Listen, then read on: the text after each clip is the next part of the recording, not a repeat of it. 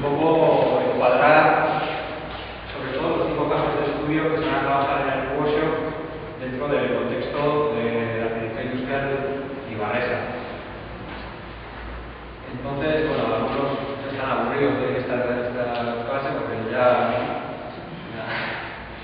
se da unas cuantas veces, pero bueno, creo que hay que darla para entender un poco cómo entender estos edificios, en qué contexto se crean, de dónde surgen, cómo mutan. Entonces, bueno, ese es el objetivo. Bueno, he traído este plano para situar Eibar. Para empezar, ver que está en una situación geográfica interesante en relación a lo que es Donostia, Bilbao y Vitoria-Gasteiz. Queda como a medio camino de 3 núcleos importantes. Y por otro lado vemos en dónde se enclava. Vemos cómo el límite geográfico, el cambio geográfico entre lo que es la vertiente norte del País Vasco y la vertiente sur mediterránea, la atlántica y la mediterránea, se separa, se sitúa en la vertiente atlántica y se sitúa en un valle como otros cuantos que hay a lo largo de Navarra, Guipúzcoa y Vizcaya.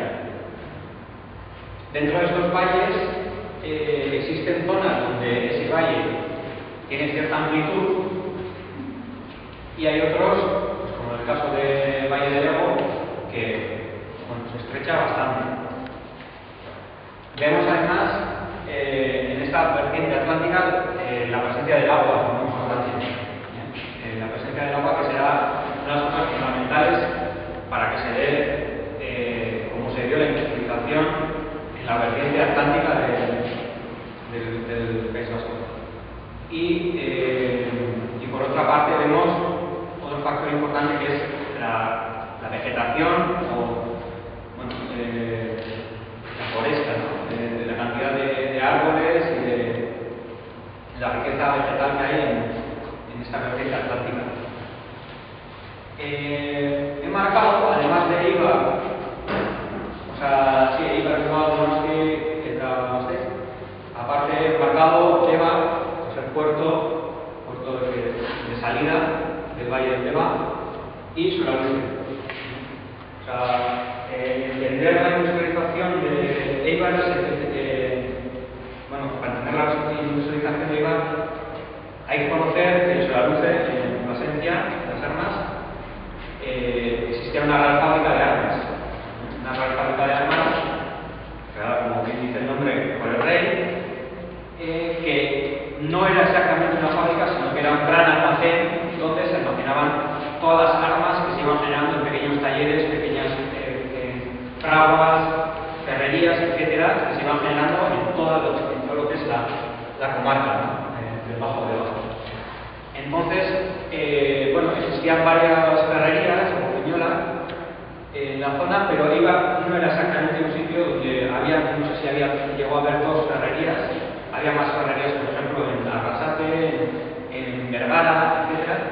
Pero lo que sí existía en Eibar eran muchos pequeños talleres y fraguas, confundidas con la vivienda, con un sistema gremial de la Edad Media, donde había artesanos que trabajaban tanto arma blanca, sobre todo armas de fuego. ¿Cuándo empieza a prosperar la industria en Eibar? Pues precisamente cuando esa fábrica de armas de Soraluce, la gran fábrica de armas de Soraluce, empieza a entrar en crisis, porque lo que sí que producía esta gran fábrica de armas sobre el resto de tallercitos pequeños era que las armas las tenían que pasar a la gran fábrica de armas, y la gran fábrica de armas era la que gestionaba todo. Eran proveedores que tenían que trabajar para la gran fábrica de armas, pero no podían vender directamente al público. Entonces existe un movimiento en el siglo XIX, a mediados del siglo XIX, donde los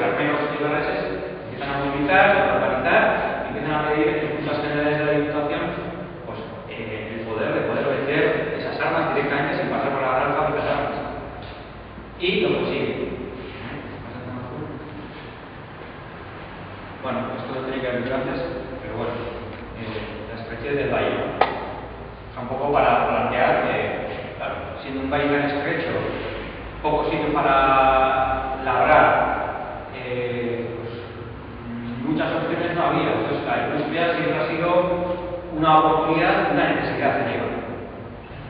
Y como ves, bueno, es un valle muy angosto, que lo que tenía era agua y vegetación. Bueno, he planteado la clase en dos partes. El aspecto industrial eibarresa previa a la guerra civil y la parte posterior a la guerra civil hasta la década de los 60. Esa es una foto de Alfa, por aquí hay algún eibarrés, que no sé si conoce la foto, pero sí tú ya sabéis dónde es. Sí. Pues si conocéis Mina de Eibar es como algo ficción esta imagen. Ver a la gente bañándose en el Ego al lado de Alfa, siempre veis atrás era la antigua fábrica de Alfa. Y me gusta la foto porque ilustra muy bien no sé, o sea, todo lo que he ido conociendo de la década de los años 20 en Eibar es esto, ¿no? O sea, como una explosión. Luego veremos. ¿Pasa? Bueno, como voy diciendo en Eibar, la pieza armera, que se llama, pues, da el salto a la industria en la fabricación de armas. Y da el salto a la fabricación de armas no de un modo fordista, periodista, ¿no? Como empieza a surgir en otros lugares de Cuzco, Vizcaya, ¿no? Por ejemplo, yo que sé, en Vergara, con la algodonera, San Antonio, en Tolosa, con las papeleras, con Ruinas Elosegui, con Brunet en la Sarteoria, o sea, es puramente artesanal y un sistema gremial lo que hay en ello. Las armas se hacen a mano, de hecho, hasta hace nada ha habido un par de talleres donde se fabricaban las escopetas a mano, a base de lima y tic-tic. O sea, ahí veis como poco a poco limando, haciendo todo el grabado, el damasquinado, etc. Y lo que consigue Eibar es poco a poco, a medida que van creciendo cada vez más talleres, lo que se consigue es generarse una especie de distrito industrial. Que Igor Goñi, que ya estuvo en una charla, nos explicó que el distrito industrial lo que se trata es que en un mismo lugar, con una superficie, un núcleo urbano no demasiado grande, se concentren muchos pequeños talleres que de alguna manera trabajan o están coordinados y generan una especie de red. Una especie de red que les da la capacidad de dar respuesta a grandes producciones. O sea, no existía una fábrica pues, como en Lieja de armas o en Saqueiro, sino que eran pequeños tallercitos que puestos todos en relación podían dar respuesta a grandes producciones. Entonces, no tenía por qué ser la gran empresa la que consiguiera el encargo y los demás trabajar para esa empresa, sino que podía recibir el encargo un taller pues, de 5 o 10 personas y pues bueno, se ponía de acuerdo con otros 5 o 6 talleres y entre los 7 talleres conseguían dar respuesta a grandes producciones de escopetas, pistolas, etc. Entonces, la base de la industrialización en Eibar, a diferencia de otros núcleos, bueno, es bastante artesanal y gremial. Gremial porque lo normalmente la gente de caserío igual pasa, ¿no? Mucha gente de caserío, pues que es hermano segundón, como sabéis, normalmente el hermano mayor se hereda el caserío, los hermanos menores pues se tienen que meter curas o militares o el patrón de Ricardo Larramendi, un hijo de caserío que tiene que ir a Salamanca, estudiar y prospera. Otros muchos se tienen que ir a América y con la llegada de la industrialización, y en Eibar en concreto se da mucho, pues estos hermanos secundones tienen la oportunidad de tener otra salida que no es del ejército, ni es América, ni es de iglesia. Y Villosa Arasqueta, que es esta calle, Villosa Arasqueta, que tenía aquí es un taller, pues era uno de estos hijos secundones que llegó a Eibar, empezó de aprendiz, poco a poco fue aprendiendo el oficio de armero. Posteriormente se puso por su cuenta a hacer armas, posteriormente generó su patente de escopetas y se convirtió en uno de los talleres más importantes de ellos. Entonces, bueno, era un poco para comparar y para ver que bueno, no solo es arquitectura, no estamos hablando solamente de arquitectura, o sea, la arquitectura es, bueno, digamos, lo que queda de toda esta cultura industrial. O sea, es el fósil, es el elemento físico, pero existe toda una cultura industrial que luego se materializa en la arquitectura. Bueno, antes hablamos de la importancia del agua, claro. Estamos hablando que hasta 1895 no llega la electricidad a Eibar. Realmente es importante tener agua cerca. A la hora de implantar los talleres, pues es importante la presencia del río Ego, pero también pues, relatos que venían de Macharia, relatos que venían de Chota, para situar esos pequeños talleres y conseguir fuerza hidráulica que moviera la maquinaria que solía estar en la planta baja. Arriba vemos una imagen del río Ego en Eibar, que hoy día no existe porque está totalmente soterrado. Se soterró el río, como posteriormente veremos. Y vemos aquí el taller de Zamácola, que era un antiguo molino que estaba al borde del río Ego, que fue reconvertido en taller armero y que actualmente está pues, en un estado que la verdad es que está casi perfecto, o sea, está todo lleno de polvo y tal, pero si tenéis oportunidad de ir, que no está abierto al público, se ve perfecto cómo funcionaba una armería de finales del siglo XIX, con un desvío de agua, cómo accionaba el sistema de poleas y cómo llevaba esa fuerza hidráulica a las maquinadoras, a las máquinas que tenían en la planta baja. ¿Pasa? La llegada tanto de la electricidad como el tren como el telégrafo dieron pues, un empujón grandísimo a la industria ibarresa, a la industria armera. Puede parecer que no sé, pues estos armeros eran pues, 4 paletos que estaban ahí trabajando, ahí no se enteraban de lo que pasaba en el mundo, pero la realidad, y como explicó Hugo Goñi en otra charla, es que había bastantes comerciales por el mundo. Ibarreses. Pues, algunos eran pelotaris que iban a jugar a la pelota y de paso hacían de comerciales. Había gente en Estados Unidos, había gente en China, que además enseñan fotos muy bonitas con no sé qué guerra en China con pistolas ibarresas. Había un Hayalai en Shanghái en los años 10-20. O sea, un poco por derribar el mito este de que, bueno, pues eran 4 pelados. Entonces, la importancia del telégrafo en ese momento pues, es grandísima. A la hora de pedir los pedidos, es lo que permite que estos talleres dejen de estar condicionadas por el agua, por el cauce de los ríos y riachuelos y puedan asentarse en otros lugares. Y lo mismo el tren que da la posibilidad de transportar, de mover toda esa mercancía. ¿Pasa? Por cierto, pasa. Esa es también una zona que, como si pasáis, reconocible. Ahí estaría, y luego fue Alfa. Ahí estaría Alfa y ahí la escuela de armería y paso del tren. La maquinaria tiene cierta protección. La maquinaria es que se vea. Sí, están trabajando por proteger. Está protegido, o sea. No, está ahí. No, o sea, no bajó, se dejaba. Está ahí, en el cuerpo. Bueno, aquí un poco para ilustrar eso, lo que hablábamos, ¿no? Cómo los talleres, lo que son rojos, lo que está marcado rojo son talleres. Este es un plano de 1903 de Eibar. El río Ego, totalmente descubierto, la zona del casco antiguo, desaparecida en la guerra civil, totalmente machacada. En azul hay edificios públicos y fábricas.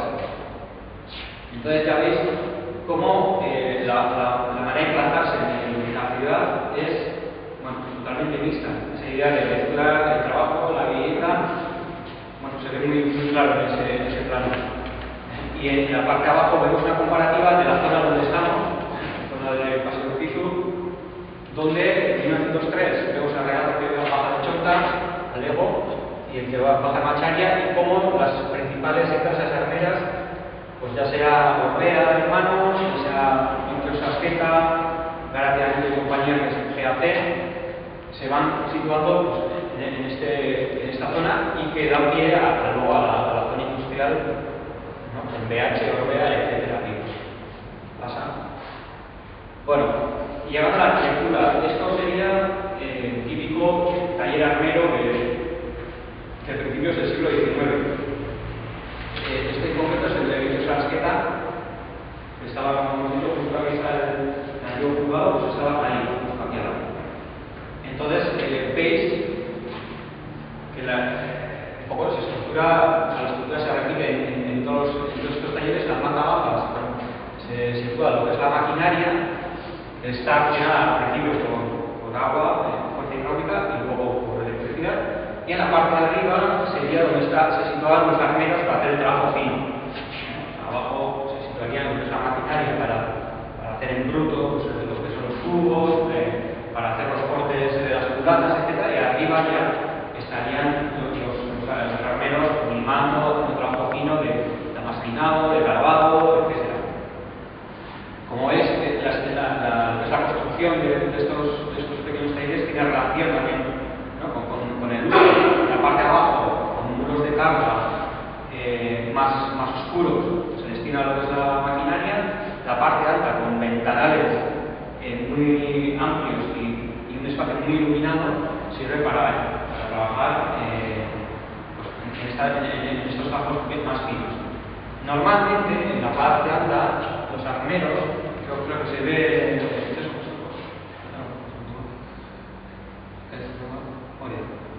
Esto serían las dos plantas de Víctor Sarasqueta, la parte de abajo con todo lo que es la maquinaria, las torres de transmisión, etc. La parte alta, ¿no? El típico espacio de una armería donde siempre hay un banco corrido a lo largo del ventanal para iluminar y que se pueda ver lo que se está trabajando. A la izquierda podéis ver pues, el despliegue de un arma.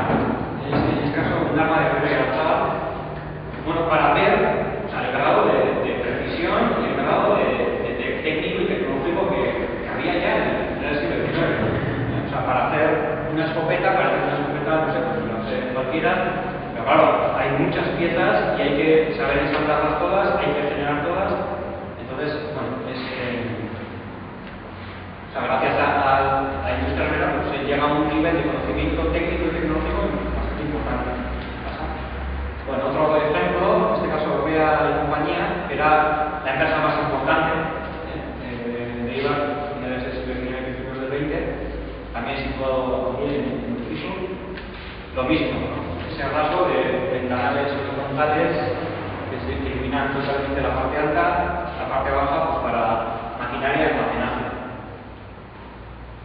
O este ejemplo también de Aldazábal, lo mismo. Se repite pues, de este tipo. La parte de abajo un muro de carga más pesado con maquinaria, la parte de arriba con armeros. Y bueno, en algunos casos se cercha para evitar el tirar en medio de la crujía, y en otros casos pues, se deja abierto, o sea, se deja con la línea de pilares. Bueno, estos talleres van evolucionando y poco a poco pues, se van desmaterializando. En los servicios industriales es importante la luz, la iluminación y la ventilación de los espacios productivos. Y bueno, hay como un paso más, como veíamos antes, que había unos números de carga bastante importantes. Va evolucionando y se va poco a poco desmaterializando. Y vemos en este taller de Vale Cruz cómo, además de crecer en altura, las fachadas cada vez se van desmaterializando cada vez más. Algún edificio de estos, por ejemplo, luego hacemos la vuelta en Aragüeta, todavía quedan de estos edificios, pasa que están hechos polvo y nadie valor y nadie ha dado un paso para mantenerlos o rehabilitarlos. Entonces, es un tipo arquitectónico que está desapareciendo y creo que para mí que va a desaparecer de igual, porque nadie está haciendo nada por mantenerlos. Bueno, como decía, este progreso técnico y económico, porque las armas que se tienen son muchas, bueno, da pie a la modernización de Eibar. De hecho, me gusta hacer hincapié en que Eibar será pues, de los sitios de la zona de que se moderniza por sí misma. O sea, no es que haya venido alguien pues, en Bilbao, por ejemplo, que llegaron los ingleses y pusieron industria. O sea, Eibar tuvo un proceso de modernización autónomo, ¿no? O sea, de alguna manera se fue modernizando poco a poco y bueno, pues toda esa modernización pues, es la llegada del hormigón armado, que será uno de los primeros sitios donde se empieza a construir el hormigón armado. En la primera edición del hormigón armado se ha Bilbao, la fábrica Ceres, principal del Borro. El año siguiente, o no sé si es el mismo año, se construye el Ayuntamiento de Eibar con el hormigón armado. Y se plantea ya pues, un ensanche para resolver pues, el gran crecimiento que tiene Eibar, que va creciendo muy rápido por la prosperidad de nuestras megas. Entonces se plantea un ensanche que luego no se realiza, pero sí se realiza algunas de las propuestas que hace Ramón Cortázar en ese plan de ensanche. Por ejemplo, la cubrición del río para ganar terreno y poner empresas en las fábricas y pues, ciertos espacios, como por ejemplo este paseo, que hoy día es el paseo del Pico. En esta evolución de ese tipo de armería, vemos que se da un paso más, desaparecen totalmente esos muros de carga, si no es un muro de contención para sostener la ladera, y se convierten ya en edificios que son totalmente madera. De alguna manera, un poco ya anunciando la llegada del hormigón armado.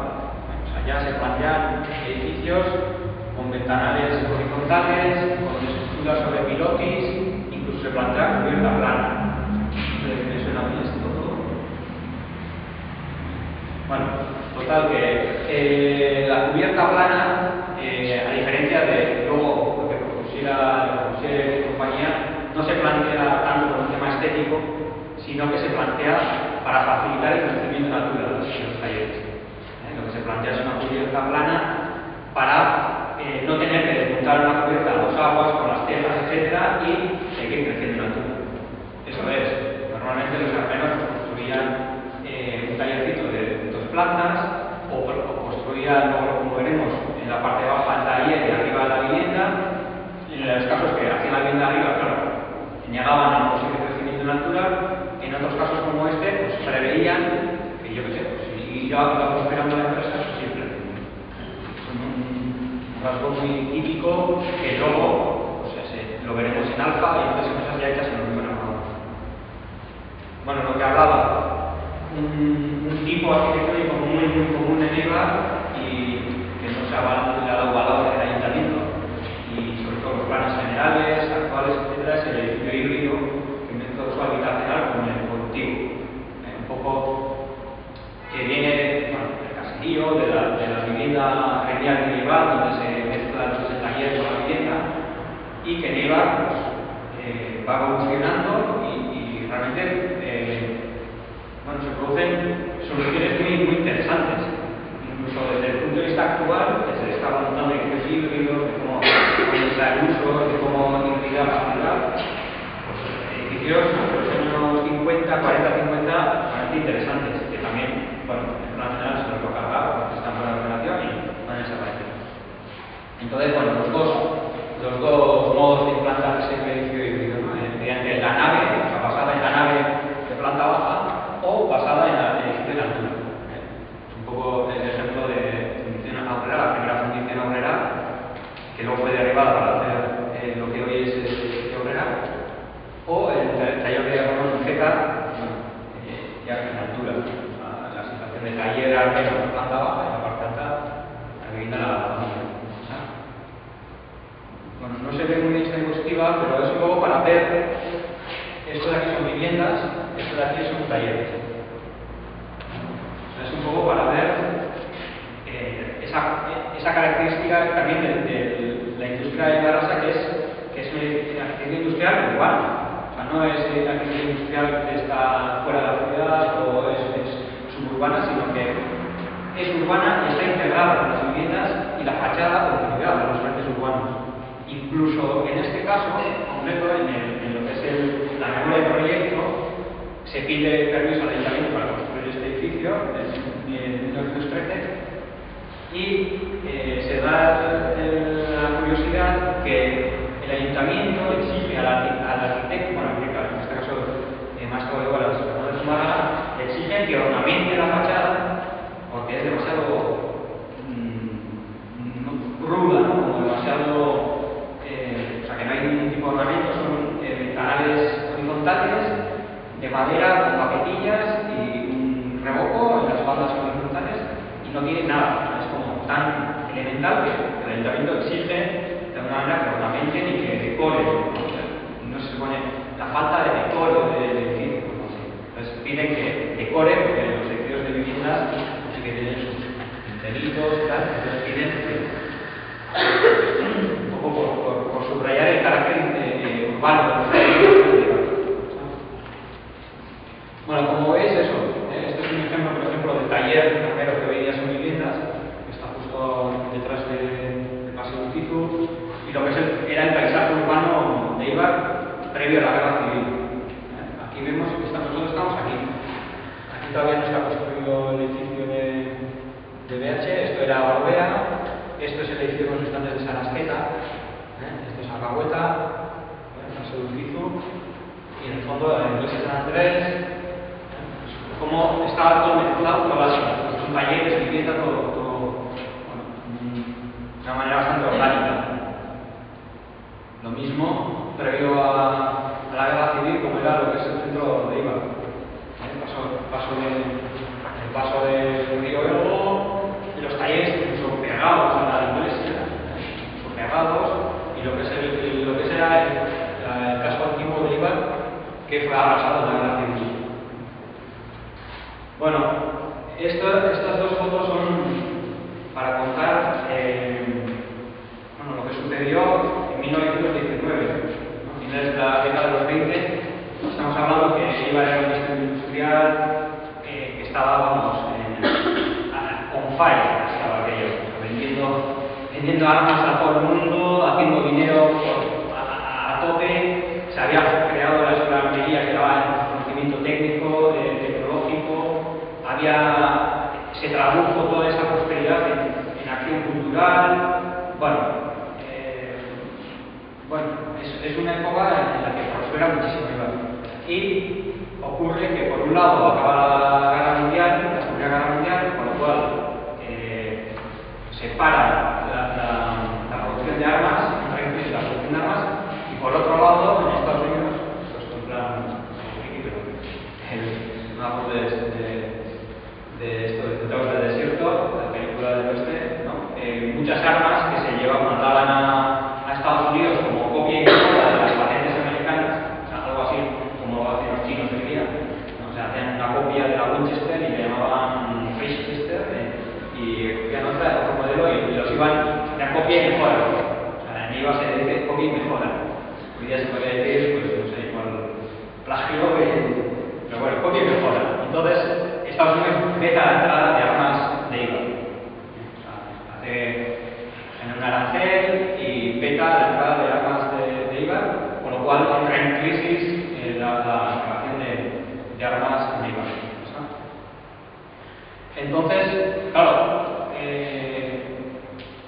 por eso digo que es una década para mí, no, es una pasada, o sea, porque no solo era que producían, sino que había un conocimiento técnico y tecnológico grandísimo, y había gente inquieta, había gente que bueno, pues dijo, vale, no podemos producir armas, pues habrá que producir otra cosa. Tenemos conocimiento, tenemos tecnología, tenemos gente dispuesta a trabajar, está la escuela de armería que está formada mucha gente, que son armeros, y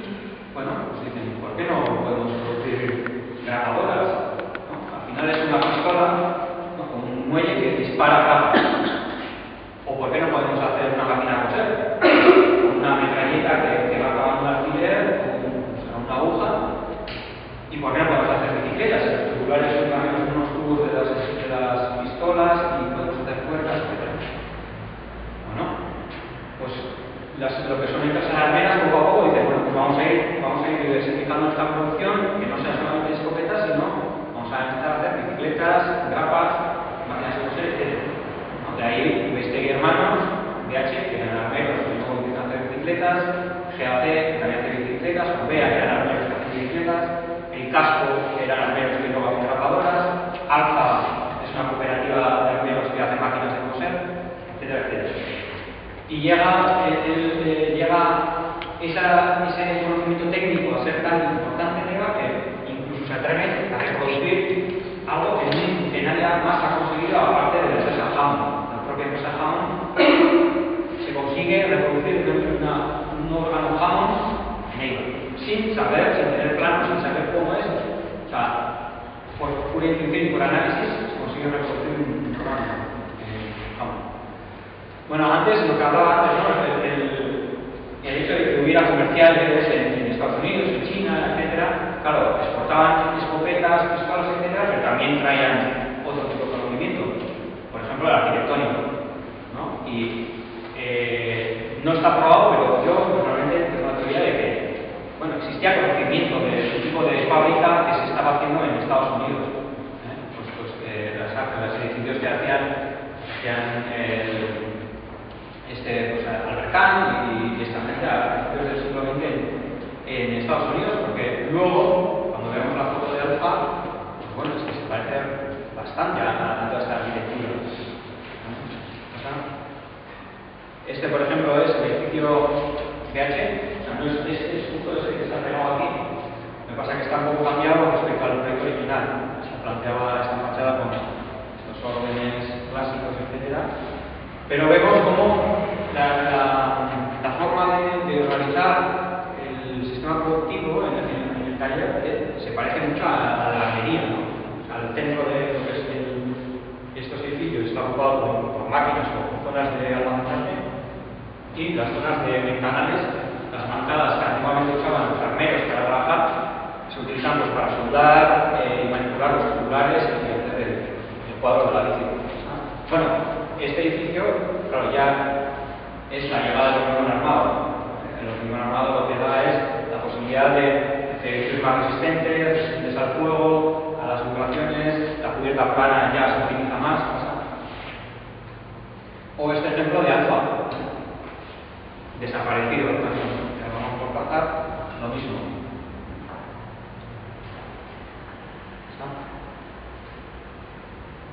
Este es el que enseña Desirati, que luego ya preveyendo que va a ir creciendo. O sea, no es algo prevén ya que va a ir creciendo y por tanto pues, dejan ahí las esferas, algo que todavía se ve en muchos edificios industriales griegos.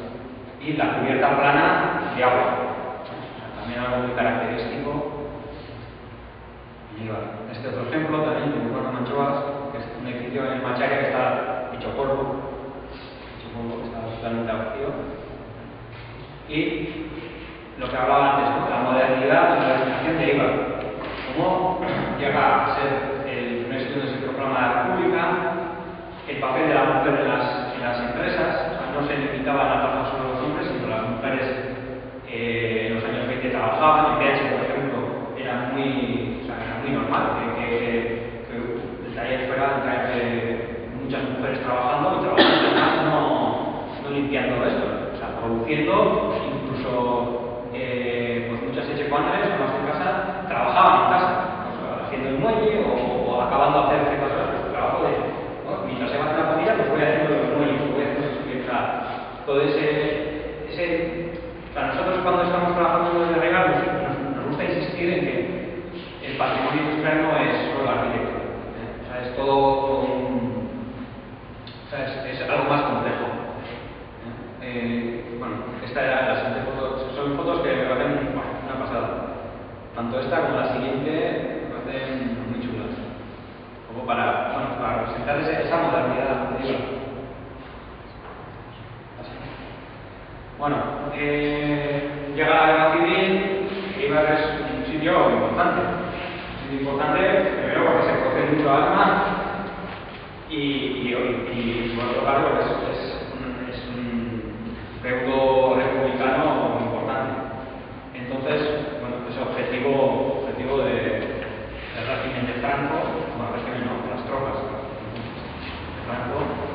Y bueno, después de la batalla de Guerra que están ahí dándose vamos, palos, pues al final consiguen entrar en Eibar, las tropas de Mora en este caso, y arrasan Eibar, arrasan esto. No sé, me sitúo. Ah, sí, bueno, aquí está el caso. Aquí está el caso. Esto es lo que es el casco antiguo que queda arrasado. O sea, desaparece el casco antiguo de Eibar. Curiosamente, la iglesia se mantiene perfecta y ciertas empresas que luego serán militarizadas y aprovechadas para generar armamento para las tropas de Franco también serán mantenidas. O sea, se castigará sobre todo los sitios de vivienda y los sitios donde, bueno, para castigar a lo que es la ciudad.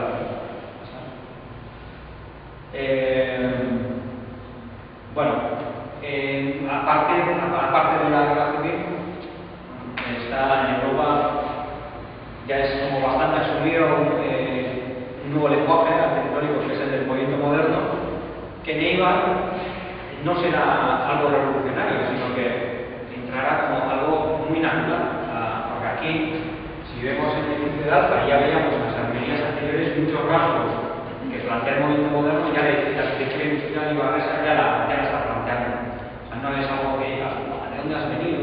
O sea, digamos que entra como muy natural el lenguaje arquitectónico del movimiento moderno en la arquitectura industrial en general, ¿no? Porque en cierto modo parte de la arquitectura industrial le debe mucha arquitectura industrial, pero en el caso de Eibar además, bueno, o sea, es que los rasgos son tan evidentes que bueno, se toma como algo normal en la ciudad del movimiento moderno. O sea, no es algo que diga, ¿a dónde vas? O sea, de hecho, esa modernidad que hablamos también se traslada a la mentalidad de la gente y o sea, no ven la arquitectura del movimiento moderno como algo, no sé, extraño.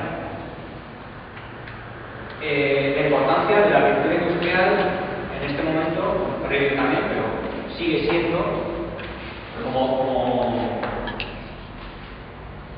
en su factor propagandístico, ¿no? Como la arquitectura industrial como algo que se enseña o hace valer al producto de la empresa en los membretes, en los papeles publicitarios de las empresas. Es muy común, no solo aquí, en todo el mundo, ¿no? Salía la empresa, salía la arquitectura. La arquitectura servía para demostrar a la gente lo bueno que era la empresa, ¿no? Algo que luego desaparece pues, con las técnicas publicitarias, televisión, catálogos, etcétera, pues va desapareciendo, pero en este momento la arquitectura es importante para transmitir esa imagen de modernidad que tiene la empresa. En este caso, dicho se las queda, pero bueno, habría muchísimos casos. Bueno, dentro de esta arquitectura, el movimiento moderno de las décadas de los años 30 a 40, pues un caso es este, el de Aguirre y Alcázar, también una armería, que actualmente es Portalea, la casa de cultura, donde mañana se viven unos talleres. Este es el primer taller de Aguirre y Alcázar, que luego va creciendo y se ve pues, los rasgos que ya veíamos en Alfa, con un elemento muy característico de estas primeras arquitecturas, que es el núcleo de escaleras marcando, o sea, contraponiéndose a la fachada monótona esta de vidrio, o por ejemplo el casco mismo, Raimundo Alberdi, que está trabajará uno de los grupos en los carros de estudio, lo mismo, se repite ese elemento vertical de escaleras con estas fachadas repetitivas, con estos ventanales reticulares. O ejemplos, ¿no? Hablábamos antes de la vivienda híbrida, cómo va evolucionando. Pues uno de los casos que también trabaja otro grupo será el de Cueiza o el taller de Pablo Solá, donde las dos primeras plantas son los talleres de la empresa, aquí la zona de oficinas, y la parte de arriba son las viviendas de la familia. Nosotros vamos a viviendas en total. ¿Pasa?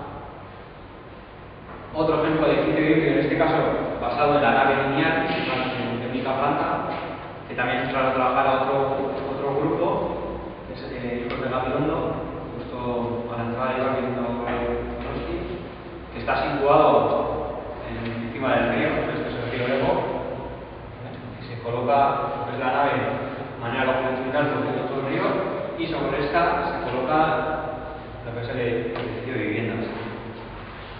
Bueno,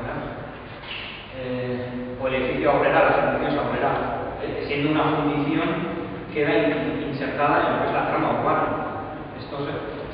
Lo que es la L serían los edificios de talleres, aquí las oficinas, y todo esto sería la fundición. Además tiene, desde el punto de vista tipológico, pues el interés de que es la única fundición que hay en Eibar, y bueno, enseña un poco cómo funcionaba la fundición, este castillete para sacar todos los humos de la fundición, y sobre todo la presencia urbana, o sea, cómo se convierte en icono urbano y cómo resuelve la esquina en un lugar donde no hay avenidas, ¿no? En un lugar donde no hay avenidas, en las esquinas se convierte en algo importante. ¿Sabes? O este otro edificio también de Camino del Verde de las Canarias, lo mismo. Edificio híbrido, 3 plantas de talleres, más otra que da al otro lado en semisótano y 2 plantas de viviendas arriba. Vemos el espacio, esta era la mitad media, aquí las bancadas, el suelo de madera, normalmente donde se trabajaban las escopetas y trabajo fino era de madera como estaban parados para el frío y tal, para no enfriarse los pies. Este está ahí mismo también, luego pues eso pasamos. O ejemplos rarunos, estos que a mí me parecen una pasada. Este edificio es una macharia, 1, 2, 3, 4, 5, 6, casi 7 plantas, y para arriba otras 1, 2, 3, 4, 5, enganchándose en la ladera, y bueno, una situación, vamos. Y luego el otro ejemplo también en el Recacho, pues lo mismo, ¿no? Son 6 plantas de talleres, hasta aquí talleres, y otras 3 plantas de vivienda, ¿no? Pues eso que antes lo que hablaba de todo el tema este de alquilar, edificios de uso múltiple, etcétera, pues bueno, aquí por ejemplo hoy día hay una cristalería, aquí había una armería que hace poco ha cerrado, aquí hay un aparcamiento, o sea, se van superponiendo trabajos a usos muy diferentes. Bueno, ya en los años 50 se da paso a edificios todavía más, asumen ese rol de edificio industrial urbano y, por ejemplo, tenemos un ejemplo de Ramón Marcelena en los años 50 de lo que era PH, esto era la ampliación del edificio Beste y Hermanos al final de la avenida de Urquizu, que posteriormente lo ocupó Leonardo Alfiri y que hoy día son viviendas, que también para cuando vayamos a dar la vuelta a Nueva York la veremos, ¿no? Pero se ve la importancia que tiene, o sea, es un edificio industrial que hace ciudad, genera un fondo perspectivo, o sea, no es, digamos, un residuo, es algo que va en la ciudad. ¿Pasa? O un edificio como La Breta, donde se hacen las fotos de La Breta, que hoy día es el cuartel de la Centra, donde ya ese tipo de industria que parte de la minería pues ya se empieza a diluir, ¿no? Ya las dimensiones dejan de ser de 6 metros de luz para pasar ya a 9 o 11 metros de luz, espacios ya de una altura muy grande, y como veremos a continuación, ¿no? El espacio productivo ya cambia, ya no es el patrón que veíamos en BH de la hilera, de armeros, o sea, ya aquí sí que ya se asume, en la década de los 70 se asume, bueno, las pautas de la industria, bueno, hasta ahora ha sido como una base bastante. Partiendo de la artesanal, aquí ya se asume pues, un poco las tesis del taylorismo, del fordismo, etc. O el caso de Alfa, que fue, bueno, para mí algo, sin palabras, o sea, derivar de lo que era Alfa ha sido, o sea, bueno, la gente, si hablas con la gente de Ibar, la indignación es grandísima, ¿no? Haber derivado totalmente Alfa sin haber dejado nada de Alfa. Vemos el edificio de Alfa primero, porque hablaba antes del crecimiento del otro, incluso la fachada se cambia para, bueno, veremos una siguiente foto que o sea, ya no se reconoce. Y como todo esto de aquí sería alfa. Esto sería lo que eran las condiciones, porque lo que sí que, por ejemplo, una de las cosas de la industria de esta época era el tema de la autarquía económica y muchas empresas de por aquí tendían a autoabastecerse, no tener una función de abastecida, sino generar su propia función, generar sus propias instalaciones de laminación, etcétera, para no depender. Y ya las empresas pues, como Alfa o Labor de Hermanos Anduain, se generaban un poco su propio conjunto. Y un par de fotos, una del interior, las máquinas de coser, y tal. Y el edificio de oficinas de Joaquín Domínguez, que era uno de los edificios más icónicos dentro de Eibar, también derribado. Y una foto interior de la fundición de Alfa, también desaparecido. Como veis, ya el salto a la gran industria se da ya en años 40, empieza así, ya en los 50, donde ya se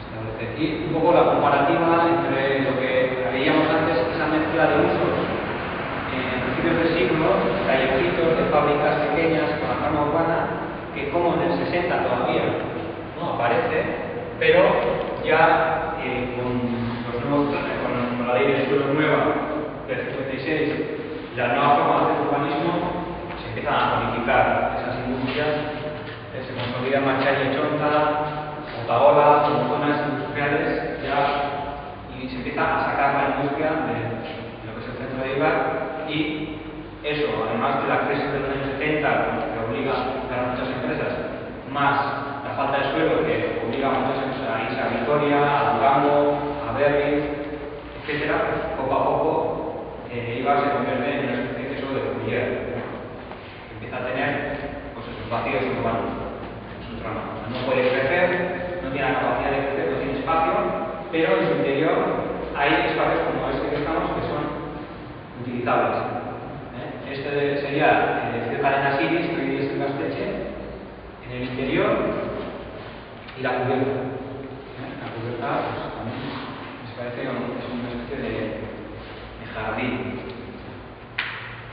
Y para acabar, un poco para ver lo que se está haciendo con todos esos edificios, tenemos el edificio de la Hambreta, cómo era el edificio de la Hambreta y cómo